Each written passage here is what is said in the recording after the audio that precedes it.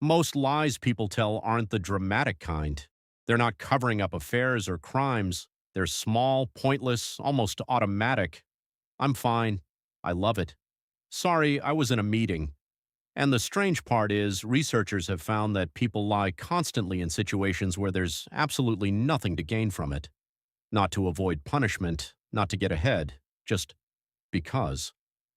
One widely cited study tracked people's daily lies over the course of a week and found that the average person tells somewhere between 1 and 2 lies a day, and most of them are what researchers call white lies, small, low stakes, and often told to smooth over a social moment rather than to deceive for personal gain. What's strange is how automatic these lies are. People often report them without even fully registering that they lied at all. Some participants in these studies, when asked to recall their lies at the end of the day, initially claimed they hadn't lied, only to remember, once prompted, 3 or 4 small ones they'd completely forgotten telling. So why would a species build in a habit that seemingly serves no purpose? The answer researchers keep circling back to is that lying isn't really about deception, it's about social maintenance. Humans are an intensely social species, more dependent on group cohesion for survival than almost any other animal, and small lies function like social lubricant. They keep interactions running smoothly, avoid unnecessary friction, and protect other people's feelings even when the truth would cost the liar nothing. There's a particular kind of lie that shows this most clearly: the lie told purely to make someone else feel better, with zero benefit to the liar. Researchers call these pro-social lies, and they're strikingly common. Telling a friend their haircut looks great when it doesn't, saying a gift is exactly what you wanted, telling someone their presentation went well when it was rough. These lies cost the liar nothing to avoid, and yet almost everyone tells them anyway. In fact, in several studies where participants were given the explicit option to tell an anonymous stranger an uncomfortable truth or a comfortable lie, with no consequence either way, a majority still chose the lie, purely out of what researchers describe as an ingrained discomfort with causing even minor emotional harm to someone else.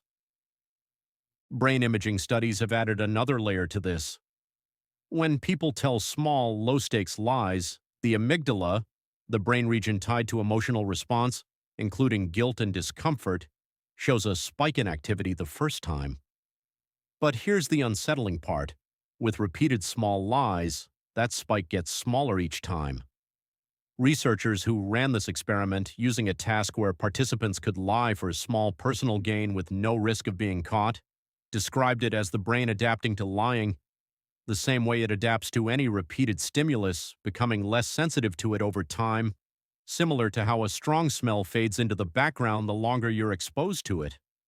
Which suggests the very first lie is the hardest, and after that, the brain stops treating it as something significant at all. The researchers also found that the size of that shrinking emotional response predicted how much bigger the next lie would be. Smaller amygdala responses were followed by larger, more self-serving lies in later rounds of the experiment.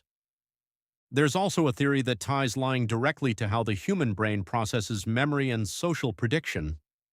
Some researchers argue that lying requires a level of cognitive complexity most animals simply don't have. You need to model what another person believes, compare it to what's actually true, and construct a plausible alternative on the spot, all while managing your own tone, facial expression, and timing so the lie doesn't collapse under its own weight. Children typically don't develop the ability to convincingly lie until around age 4, right around the same time they develop what psychologists call theory of mind, the ability to understand that other people have separate thoughts and beliefs from their own. Before that age, children might deny doing something obviously wrong, but they do it clumsily, without accounting for what the listener does or doesn't already know. In other words, the capacity to lie appears to be linked to a fairly sophisticated cognitive milestone, not a flaw in the system, but almost a byproduct of getting smarter. And this connects to something researchers have noticed in young children specifically.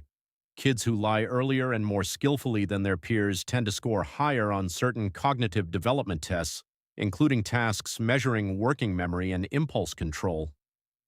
Not because lying itself is good, but because the mental machinery required to pull off a convincing lie tracking multiple perspectives, suppressing the truth, constructing an alternate narrative in real time, and monitoring the listener's reaction to adjust the story mid-sentence overlaps heavily with the machinery used for general reasoning and executive function.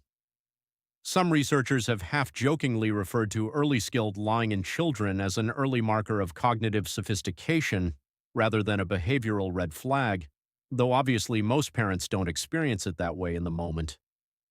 Then there's the self-directed version of lying, which might be the strangest of all.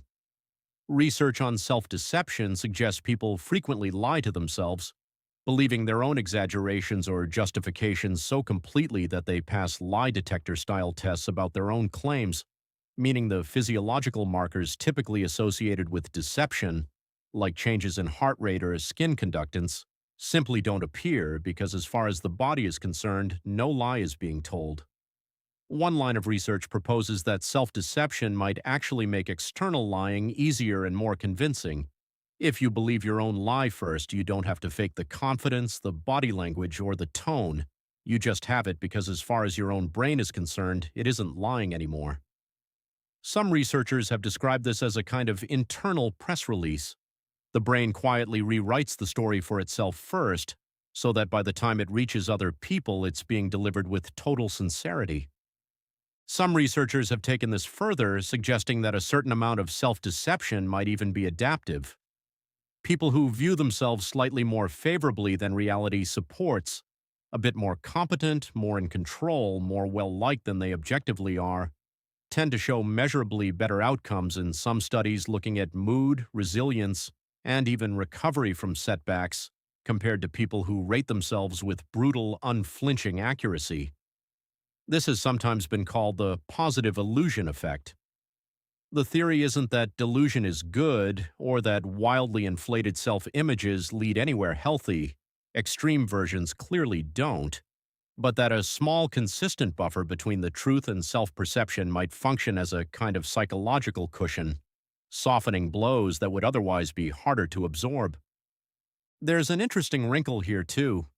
Studies comparing people with mild depression to people without it have sometimes found that depressed individuals rate their own abilities and likability more accurately than non-depressed individuals do, a finding researchers have called depressive realism, which raises an odd possibility. A small amount of self-flattering distortion might not just be common, it might actually be part of what keeps most people's mental state stable in the first place. None of this means lying is harmless or that bigger lies don't cause real damage. Deception that manipulates, exploits, or seriously misleads someone is a different category entirely, with different psychological and social consequences, and repeated pathological lying is its own separate area of research with very different underlying patterns.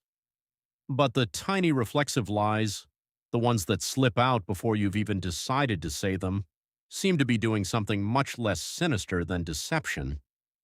They're smoothing the thousands of tiny social frictions a person navigates every single day so consistently and so automatically that most people don't register they're doing it at all.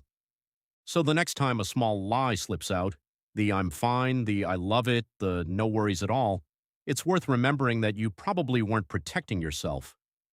Your brain was quietly doing what it's built to do, keeping the people around you comfortable, even when the truth would have cost you nothing. If this channel just made you think back on today's small lies, hit subscribe. There are plenty more strange questions waiting for answers.